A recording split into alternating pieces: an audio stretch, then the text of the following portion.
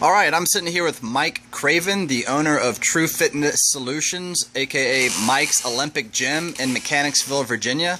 And some of our Facebook followers have asked some questions pertaining to some videos they want us to make. And this video is going to be the pros and cons to cardio for the powerlifter. So Mike, you want to explain the pros and cons to cardio for the powerlifter? Sure. What we've got going on today, a lot of times people will look at how the three energy systems are being utilized, and sometimes you get false perceptions of how working one will affect the other. And a good example would be a powerlifter who's in a sport to lift the most weight in an absolute manner, irrelevant of time, is a sport where a lot of true powerlifters, because they're so competitive, wouldn't want to do anything that would hinder that recovery process. So what's big in circles today is the aerobic system, and training the aerobic system takes away from power development. Well, that's not really a true statement by what exercise science can show us. So an example, a power lifter, to be able to learn to get the most weight lifted, is basically doing this. We're taking our brain and we're learning through the motor cortex, through lifting weights that are at least 70 to 90% of a 1 rep max. We're teaching how to activate the most amount of motor units that attach to these individual fibers. And the lifter who can get the most fibers synchronized at the same time always is going to be able to lift the most weight. So they say we stay in a state of being inhibited, meaning that when you hear about the grandma that picks up the car off the dying kid, that happened. And she might have tore all the ligaments or tore the tendons or the ruptured the muscle bellies, but in a second of panic, she made herself activate all those muscle fibers. Well, power lifters are basically engaged in a sport where they want to learn to make those muscle fibers instantly turn on to be able to generate the most force. Well, does aerobic work take away from that capability? Not necessarily. And it's all about how the aerobic routine is structured. So an example, you've got 3 types of muscle fibers. You've got what's called 2B, 2A, and type 1. The 2B muscle fibers have a characteristic to where they can generate great force, and they can apply that force over a shorter period of time. The 2A can generate slightly less force than the 2B, but they fatigue less. They have the ability to sustain a certain amount of power without a drop off. And then you got the type 1, which can't generate as much force as the 2A, but they can generate force for prolonged periods of time. If we were doing aerobic work and the key component was to make sure the aerobic work stayed under the lactic threshold, well, that's going to be a level of VO2 work capacity that doesn't even activate the 2B. They're not even going to get recruited, because we're going to be pulling the reins back to make sure that the power lifter trains at a low enough intensity they can't get trained.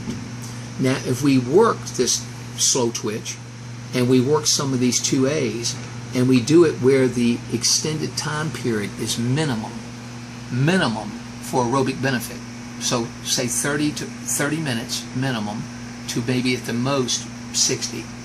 If it's done at a low enough intensity, you'll get some training stimulus to the aerobic system. Now, this is what I see as the biggest issue with the sport of powerlifting. If I'm committed to my sport and I compete for 10 to 15 years, like a lot of men in their 20s might compete all the way up to their 40s, if I've got the false belief that cardio will take away from my 1 rep max, then you're going to see me stay away from it like the plague. But the more I stay away from doing any cardio, my health comes down. And when my health comes down, I can be older now and have certain issues where I was the state champion, or not me, but people we've been lucky to see reach these high accomplishments. But you'll see guys that have made themselves state champions, national champions, world champions, and they're at a point in their life where really their major health issues are because they ignored the aerobic system for 15 years. So you're telling me, Mike, that if you train the aerobic system at a moderate amount and a low enough intensity, you can balance with no losing power, and you can balance keeping a minimum level of fitness to keep your health. That's the biggest selling point we're trying to make right now. So it is somewhat of a cop-out to say that the best lifters don't do it. The best lifters don't do it because they don't know how to do it. They've never had a VO2 test. They've never tested their lactic threshold. They don't know that the level and intensity can be manipulated in a structured program to where they never cause those fast twitch motor units to activate. So there is balance that can be made to allow for the power lifter who is concerned about doing cardio at all because it could reduce the weight he could push, or doing cardio on the same day that he's lifting, what would you say to that? I would say that even if he had concern of losing power, if he did his power strength training first and then did cardio work afterwards, and that cardio was done by prescription to be under the lactic threshold at a moderate to low value, he would be able to accomplish using both energy systems and at the same time not cause an overreaching or overtraining effect. Okay, so and the important and really the main reason why any power lifter would consider doing or should consider doing aerobic workout is for purpose of fitness and being proactive in their own personal health. That's exactly it. So picture if I choose to live a sedentary lifestyle, I choose not to exercise, and I use excuses that my work gives me enough exercise. Well, not exercising in a way of developing the aerobic system, being sedentary makes aerobic strength levels by the time you're 20, 30, 40, 50 severely drop. So when that severely drops, you lose your health.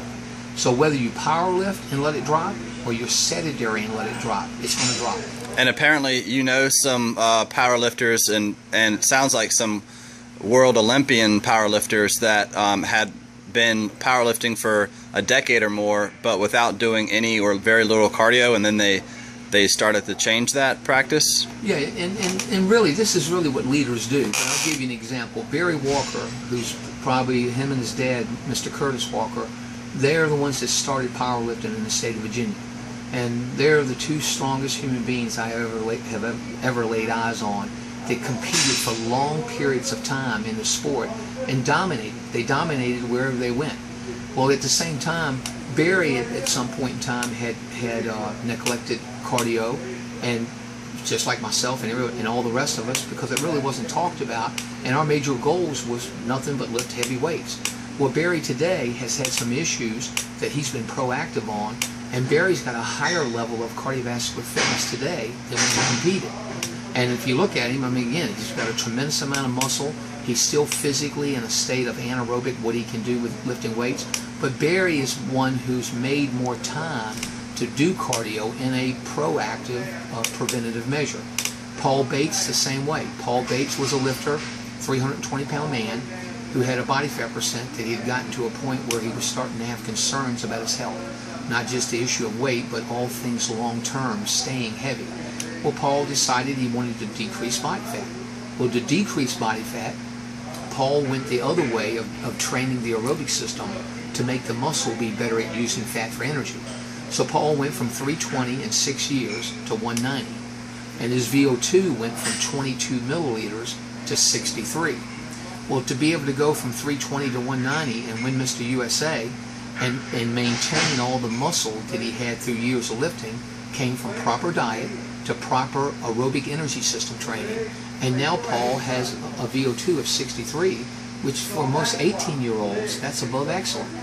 In other words, you don't even see some elite soccer players that have VO2s much higher than 65. So Paul is another example. He chose to spend from his early teenage to his age 42 doing nothing but powerlifting. And he got very good at it. But at the same time, when we first tested his VO2, when he decided to change, it was 22 milliliters. And 22 milliliters is severely low. But what did he do? He started doing aerobic work within his capacity, and Paul's consistency, because of him wanting to achieve a goal and how the program was structured for not exceeding his work capacity, his VO2 went to 63 in 6 years. Got it. Thanks.